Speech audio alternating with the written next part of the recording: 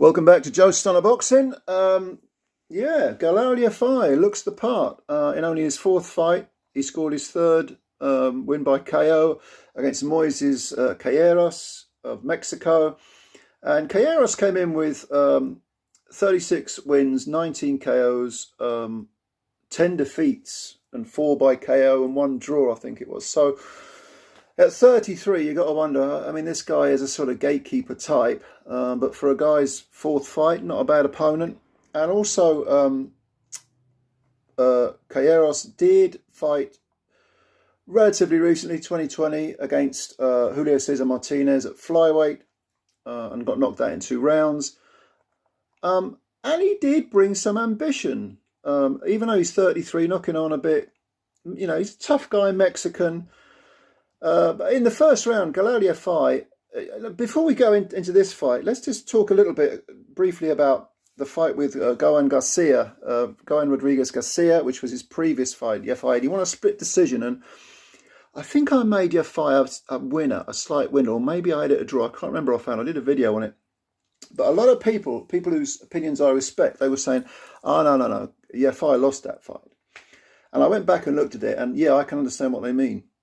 I thought it was, for a third fight, it was a very tough opponent because Rodriguez Garcia came in with 12 wins, 1 defeat and 1 draw, and gave Yafai all he could handle. And like I say, it was a split decision. And I still think it could have gone either way, but a lot of people were saying, no, Yafai lost that fight.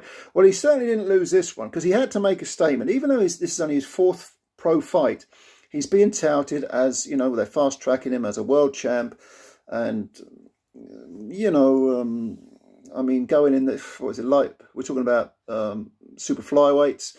So he's 30 now, by the way, Yafai. I mean, former Olympic gold medalist, of course, but 30 years of age for a super flyweight, it's not young.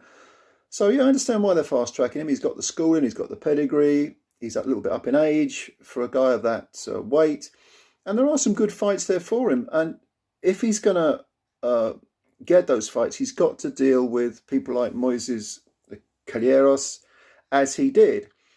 And he started really well, Yafai. I mean, he's southpaw, using all the tools in the box were there. You know, good jab, controlled the range beautifully. When he fired his combinations, he was leaving just enough space, making sure there was just enough space between him and the opponent.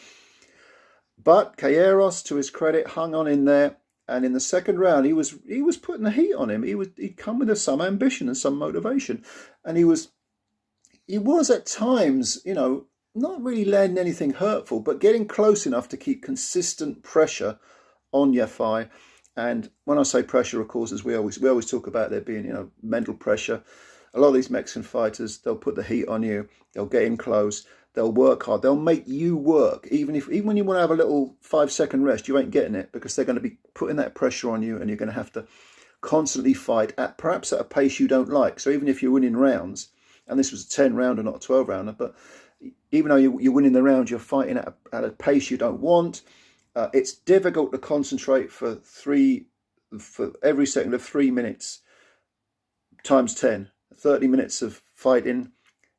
These Mexican fighters, with their incredible pressure fighting, they can really make you think. They make you earn your money, even if you win every round. And Calleros was, I think at one point he landed a very good punch to the body on Yafai, and you were thinking, okay, you know, this is getting interesting. This is warming up a bit. Third round, more of the same. But then in the fourth round, I mean, Yafai, by the way, was taking the pressure well. He didn't appear to be unraveling to any degree. He seemed to be soaking it up well, landing his own combinations. Again, very, very fluid, good use of the feet, and real impressively controlling the range, doing all the things that you would think with Rob McCracken in his corner. You would think he's gone away and he's looked at that previous fight, the one that he, quote unquote, may have lost, may have lost. And you might think, well, clearly he's looked at that and he's decided, okay, I need to work on this, and he's gone away and he's worked on it because this was a very, very controlled, well-schooled performance against a decent pressure fighter.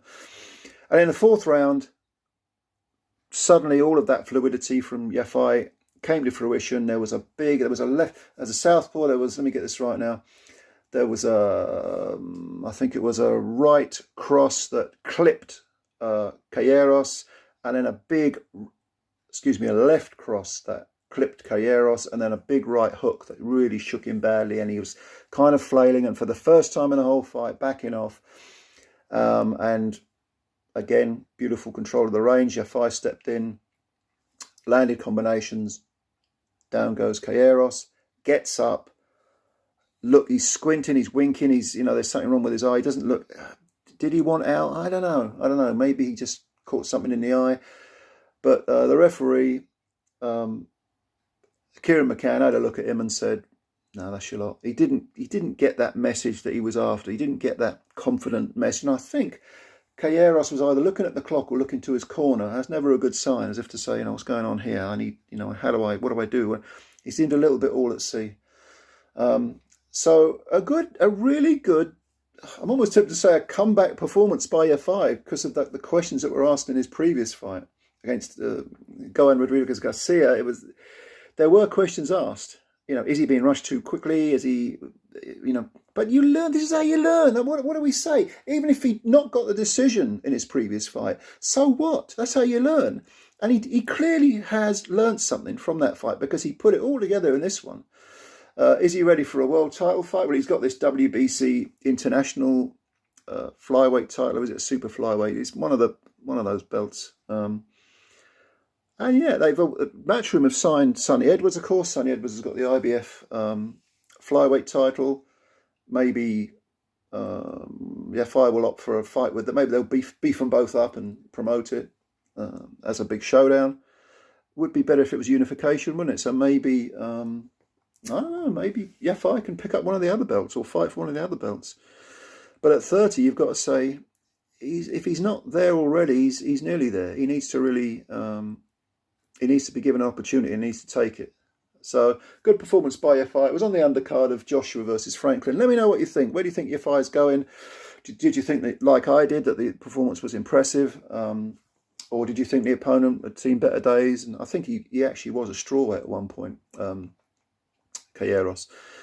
But just give me opinions below. Like the video if you liked it. Subscribe to the channel if you're new. That really helps us out, immensely. Want to build the channel up. And as always, thanks for your time and bye for now.